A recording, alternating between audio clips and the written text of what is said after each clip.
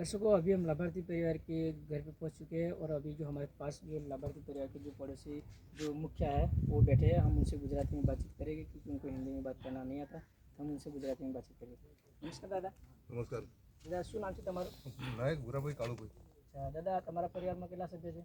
બે જ દર અચ્છા, અને આ મદદ તમને પહેલા કેટલી વાર મળી છે? આઠથી નવ વાર એવું લાગે। 8 बार मળી છે અને 9મી વાર આવી। નવમી વાર।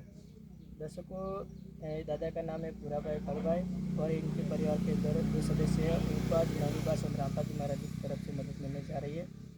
दादा, संत रामपाजी महाराज की तरफ से તમને જે આજીવન મદદ મળે છે તો હવે તમને કેવું લાગે છે? હમણાં તો બહુ સરસ થઈ ગયું અને આ પગે હાથે પગે ચલાતું થઈ ગયું અને બહુ તે વખતના જે તેના કરતાં બહુ સારું થઈ ગયું। બરાબર। અને પણ સત સાહેબે આ સંતરામ બાપુ એ બહુ મદદ કરી હું અને હું અત્યારે હું જીવોતે પણ નહીં। બરાબર। હા। અને સંત રામપાજી મહારાજના શિષ્ય જાતે ચેક કરવા આવેલા કે તમે કોલ કરેલો સામગ્રી માટે? ના, એ જાતે જ ચેક કરવા આવેલા। અને પહેલાંના કરતાં તમારા જીવનમાં શું બદલાવ આવ્યો? અત્યારે તો હું હાથે પગે ચલાવવાની બધી વાતે મને બહુ ફરક પડી ગયો અને હાલવું ચાલવું બધું નહીં તો હાથે પકડી મને લઈ જ જતા। અત્યારે કોઈ જ વાત પડતી એમ નથી। धन्यवाद। धन्यवाद धन्यवाद। दर्शकों, जैसा कि काका ने बताया कि इनकी पोजीशन पहले बहुत ख़राब थी। अभी जो संत रामपाजी महाराज की तरफ से उनको जो हर महीने जो राशन सामग्री की मदद मिल रही है, उनके बाद उसके जीवन के अंदर काफ़ी बदलाव आया है।